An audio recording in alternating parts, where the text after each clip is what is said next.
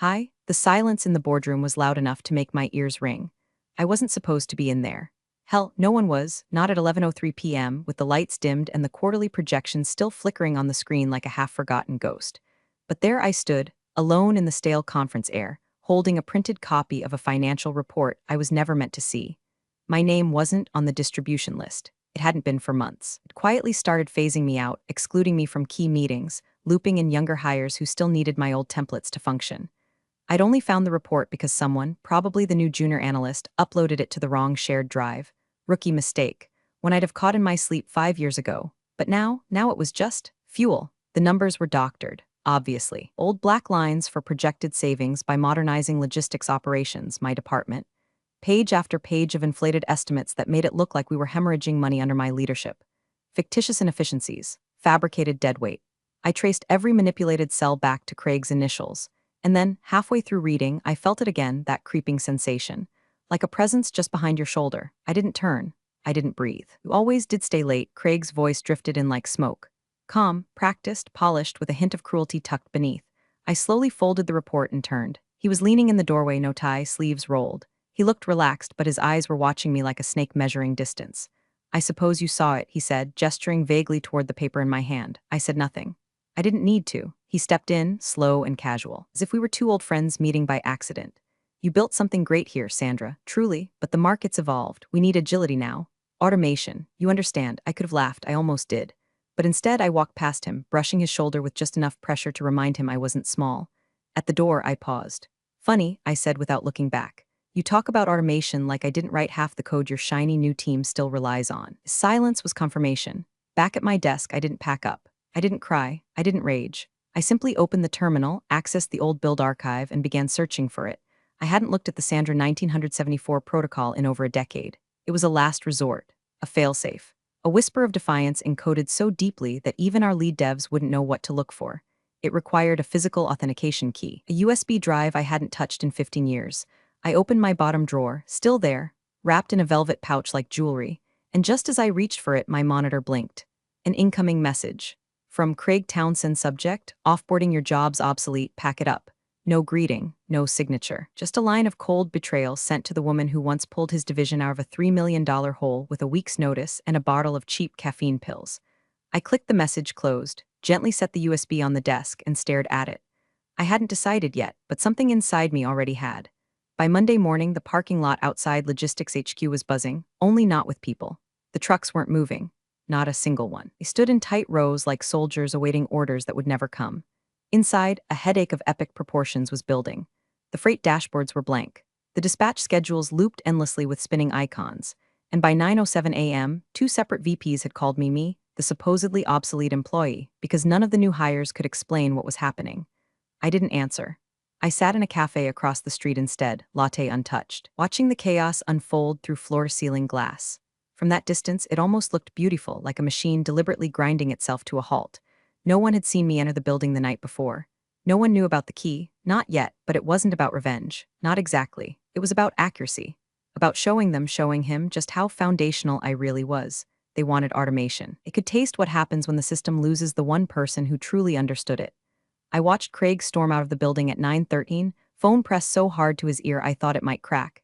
He was pacing, snapping at someone, gesturing toward the trucks as if fury alone could jumpstart logistics. Then he stopped, stared across the street, right at me. I didn't flinch.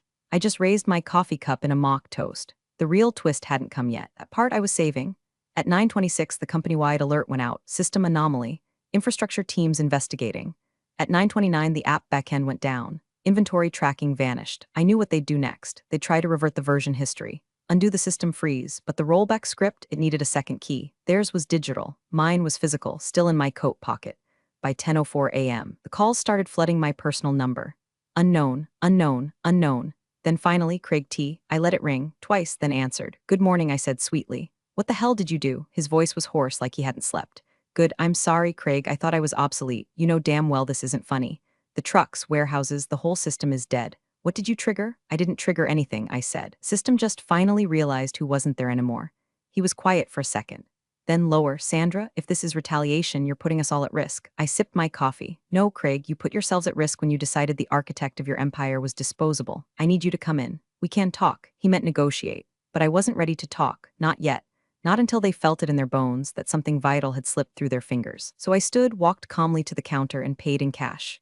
No trail. By the time I was halfway down the block, another message hit my phone.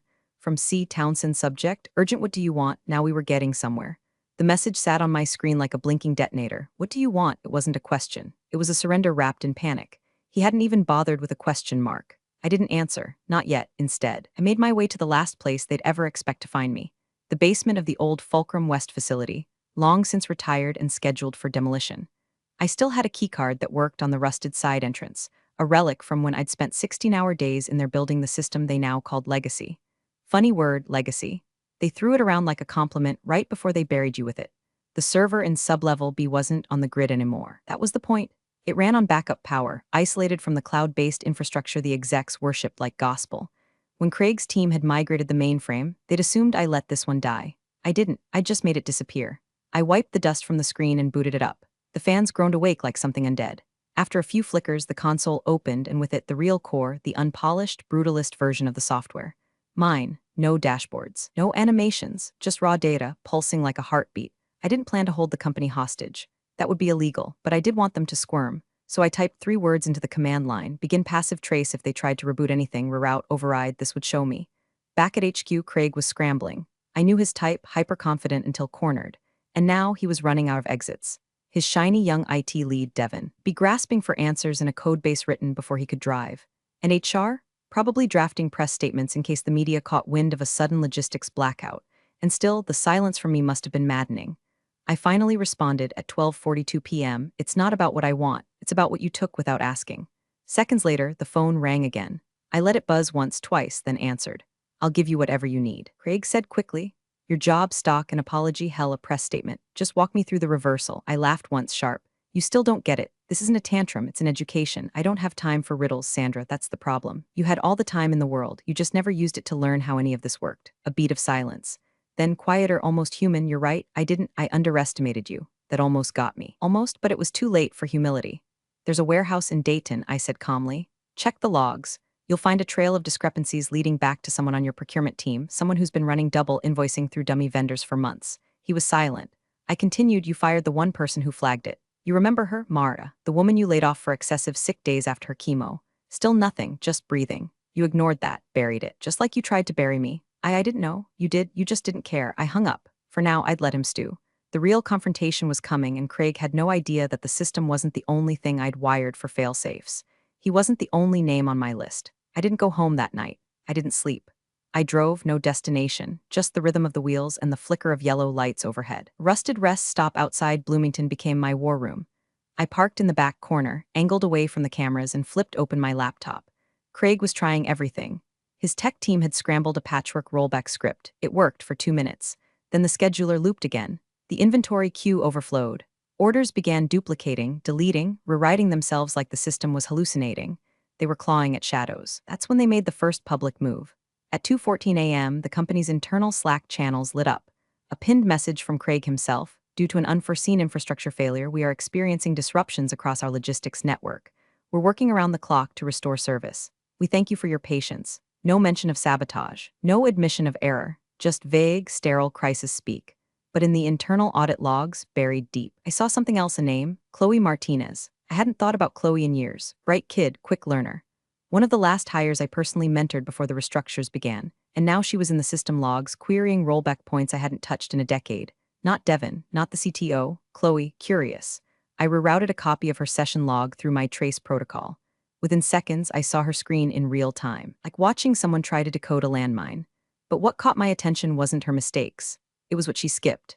She bypassed the standard rollback path and tried to access an old shadow config labeled Archive S 1974. That config was locked behind my credentials, and one more thing, a riddle. A test I built in a whiskey-fueled haze of paranoia and pride years ago. The prompt appeared. What cannot be stolen, only given, and once broken? Becomes your prison? Chloe didn't even try. She backed out. Smart. But now I knew someone told her where to look, and it sure as hell wasn't Craig, so I texted her. Not corporate chat, not email, her personal number. One she gave me years ago for emergencies. Meet me, 10 a.m. Old River Bridge, no phones, come alone. I sent it, deleted the trace, logged off. She'd show, I was sure of it. And if she didn't, I'd know the answer anyway. 10 o'clock sharp, I stood by the east railing of the bridge, a warm thermos in hand and the winter wind biting through my coat. She arrived 2 minutes later, alone, but not relaxed. Sandra, she said, voice tight, eyes scanning the tree line. Walk, I said, and we moved slowly, steps echoing on the iron beams. Are you doing this? She asked finally. I gave her a sideways glance. What do you think? She hesitated. I think someone is making it look like you are. Interesting. We stopped in the center. I faced her. Who told you about Archives? Chloe looked away. Craig said it was legacy code, asked if I could decrypt it. I told him I'd try, but you didn't mention the riddle. Her lips pressed together. No, you were scared. She nodded once. Good, I said. That means you're not lost yet. She looked up, confused. Chloe, I need you to listen carefully. Something is buried inside the logistics kernel. Something you didn't write. I didn't either. Someone is trying to make it look like I did. Her eyes widened. You mean someone else has access to the core? Someone inside. A beat. She whispered. Devon. No, I said. Too obvious. Too loud. Devon's a cover. Whoever it is, they knew about S1974, about Marta, about the date and invoices, and they wanted to flush me out. So what do? I looked out over the water. We bait them. And I smiled, because I'd already started. By noon, Chloe was back inside HQ, wired with a keylogger I'd written myself, cloaked under the name of a deprecated printer driver. She moved quietly, playing her part, a loyal analyst trying to stabilize a company on the edge of collapse. She'd trigger no suspicion. No one knew we'd met. No one suspected she wasn't fully on their side, except maybe one person. At 1:14 p.m., I got a ping, not from Chloe. From the trap I'd left behind. An outbound API call from the logistics kernel, masked as a routine timestamp sync. But the payload was anything but routine. It was a binary string, encrypted, elegant, and aimed directly at an offshore server registered in the Cayman Islands. I traced it, decrypted the header, and froze. The request wasn't automated. It was signed by Eliza Maynard, former compliance officer, retired. At least that's what everyone thought. Eliza was sharp, had a knack for navigating gray zones without leaving fingerprints. She and I had butted heads for years over audit protocols I refused to implement, tools that gave executives backdoor access under the guise of emergency oversight, and now she was back. Quiet, hidden, but active. It made sense. Eliza always hated that I controlled the core infrastructure. It made her uncomfortable that one person could freeze the gears with a few keystrokes. She'd pushed for years to decentralize access. Craig probably looked like the perfect pawn. Now the sabotage had a new shape. Eliza wanted me gone, and she wanted to make sure the system would never depend on someone like me again. At 2:07 p.m., Craig called again. I let it go to voicemail. 3 minutes later, Chloe's keylogger fed me something strange. A private Slack channel. Only 3 users, all anonymized. Handles like at Invoice 32 and at Born 44. But one of them, at Vestal 1, typed a command I knew too well. /inject Sandra restore shadow. That command didn't exist. I never built it, but someone wanted it to look like I had. They were staging a reversal. A heroic fix that would end the crisis by blaming me for the shutdown and making someone else look like the savior. And then they'd purge the system of every trace I'd ever written. That's when I made my move. I logged into the Fulcrum West backup node and deployed Mirror Ghost, a protocol so deep it didn't operate inside the logistics system at all. It lived below it, watching, waiting. Mirror Ghost didn't fix anything. It recorded everything. The Slack channel, the fake injections, the altered logs, every attempt to rewrite history. I packaged it into an encrypted archive and uploaded it to 5 separate locations, 1 press contact, 1 whistleblower network, 1 federal agency, and 2 I wouldn't name even under oath. Then I set the trigger. If I didn't manually deactivate the countdown in 24 hours, the files would send automatically. Names, timestamps, IPS, code, receipts. The system was still paralyzed. The trucks were still frozen. But the real fire, it was just starting to catch. At 3:11 p.m., Craig messaged me again. We've had enough. Legal is involved. This is criminal. Sandra, I replied. Then they should be very interested in what Eliza's been doing under your name. 3 dots appeared, then vanished, then nothing. They weren't ready, but I was. By dusk, the air around headquarters had shifted. Not panic, paranoia. The kind that seeps into every glance, every whispered hallway conversation. Chloe told me Craig wasn't speaking to anyone. He'd holed himself in the executive suite with 2 laptops, a bottle of water, and a locked door. Legal had shown up, so had someone from internal risk. But what none of them realized yet was that their real enemy wasn't me. It was the mirror, the one I'd placed directly in front of them. Mirror Ghost had already logged 4 separate attempts to rewrite commit histories. Someone was trying to falsify the timeline to plant proof that I had built the sabotage functions. The code snippets were surgical, mimicked my style. Same indentation, same variable names, same cryptic shorthand I'd used in old branches no one but I remembered. But they made one mistake. They timestamped it 2 hours before the company migrated to get secure. Back then, I was still using the old SVN system, one I'd locked with private hash keys. And guess who still had those logs? Me. Immutable, signed, verifiable. They thought they could fake the present. They forgot I owned the past. At 7:02 p.m., Chloe forwarded me a voice memo she intercepted from Devon's drive. It was short, Clipped. Female, we control the narrative by Friday, she's unstable. Leverage that, then replace the code, quietly. I played it 6 times, the voice was Eliza's, and unstable, that was rich coming from someone orchestrating a digital coup behind a smokescreen of legal threats. I called in a favor. Wesley Roth, former InfoSec consultant, off the books. We'd worked together years ago to audit third-party breach attempts. He owed me, big, I need a digital fingerprint cross-check. I'll send 2 archives, one is mine, the other is a forgery. He didn't ask questions. By 9:13 p.m., he called back, it's her. Eliza, down to the keyboard layout. You don't fat finger semicolons like that unless you've been using a kinesis advantage for 20 years. And she still uses triple colons instead of double. That's her, it was everything I needed. By 9:40 p.m., I composed the email. Not to Craig, not to legal, to the board. Subject, urgent, active deception, fraudulent code attribution, and internal breach of compliance systems. I attached the voice memo, the code fingerprint report, and a decrypted snippet from Mirror Ghost showing Eliza running system-level commands while masked as Craig. I didn't demand anything. I didn't ask for my job back. I just wrote one line, you fired the wrong person. And you're about to promote a saboteur. I sent it, and then I waited, not long. At 10:12 p.m., I received a reply, we'll be in touch, immediately, do not go public. The fear had finally landed where it belonged, on their side of the table. But fear wasn't enough, they wanted silence. I wanted confrontation. And Craig was next. Craig called at 6:02 the next morning. Early, too early. Quiet desperation pulsed behind his voice, the kind a man uses when the elevator cable has already snapped, and he's just beginning to feel the weightlessness of free fall. Sandra, he said, no greeting, we need to meet. Today. You're awake early, I said, sipping coffee from a cracked mug in my car. Something keep you up? You know what, don't play games, you're not in a position to ask for tone control. Silence. Then she didn't tell me everything. Eliza, I said, drawing out the name, she told you enough. Just not that she'd hang you out to dry when things burned. Another pause, where, he asked. I gave him the name of public plaza. Neutral, cameras, crowds. I wanted this face-to-face on the record because what was about to happen wasn't a negotiation. When he arrived, he looked smaller than I remembered. Not physically, but spiritually. Like someone who had spent the night staring at the ceiling and counting the seconds left in his career. He wasn't carrying a laptop, just a folder. He offered it like a truce. What's that? I asked. The board wants a resolution. Eliza's on suspension, you win. This, he tapped the folder, is a reinstatement offer plus a press release framing the freeze as an internal audit issue. Clean, no blame, no media. You come back in as a hero who helped fix the system. I smiled. Craig, I said, you really don't get it. You don't want your job back, I want a reckoning. It's hardened. I've got legal watching. You go public with any of this, you get buried in countersuits until your grandkids owe interest. Let me tell you how this ends, I said, stepping closer. You accept the board's offer and announce your retirement within 48 hours. No golden parachute, no press conference. Just gone, or I trigger the release. He paled. You wouldn't, I already did. I just haven't lifted the latch. Craig opened his mouth to speak, then shut it. His hand tightened on the folder. A small tremor betrayed him.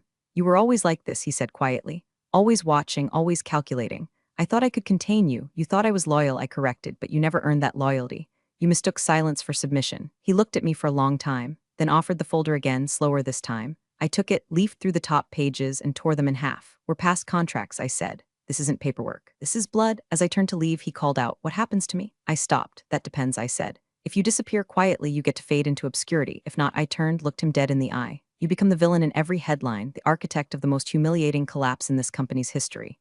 I walked away and he didn't follow. Back at the car, I opened my laptop. The timer on Mirror Ghost reads 00:03:17 remaining. Entered the kill code, it accepted. The archive wouldn't send, not yet because I wasn't done. The next 48 hours passed in silence, not the peaceful kind. The kind that fills a room after a scream. The kind that hangs heavy over people who have seen something they can't unsee. At 11 o'clock a.m. sharp on Friday, the company issued a press release. Chief Operating Officer Craig Townsend announces early retirement, effective immediately, citing personal reasons. We thank him for his contributions and wish him well in future endeavors. No cameras, no ceremony, no quotes from the CEO, just a paragraph. Behind the scenes, the logistics systems were stabilizing. Orders resumed, trucks rolled, but something was different. Everyone moved slower, spoke softer, like they were afraid the walls might be listening. Eliza had vanished. Officially, she was on leave pending investigation. Unofficially, her access had been revoked. Her office cleared by security and a quiet group of forensic auditors had flown in under the radar. The cleanup had begun, but none of that mattered to me anymore. I didn't return, didn't walk through the lobby, didn't sit at the same desk I'd held for 3 decades like some statue collecting dust. Instead, I sent one final message to the board. This was never about a job. It was about who gets to erase whom. You made your choice, and I made sure you remembered mine. I included an untraceable download link to the Mirror Ghost archive, encrypted, read-only, time-stamped, irrefutable. A parting gift. It would never go public. But they'd know it was out there. That was the leverage now. That was the silence they would pay for. 3 weeks later, I stood on a rocky coastline in Nova Scotia, the wind cold but cleansing. I had a new name on my rental car, a passport no one would recognize, no plans for what came next. But for the first time in years, I felt light. They had tried to erase me, replace me, turn 30 years into a line item on a spreadsheet. But they failed. Because while they built systems to forget people, I had built one to remember. And when it mattered most, I flipped the switch no one else knew existed. And I watched them freeze. Thanks for watching, you cubicle warriors. Hit that subscribe button. Unless you're my old boss, then you're on your own. Revenge of the coffee pot strikes again.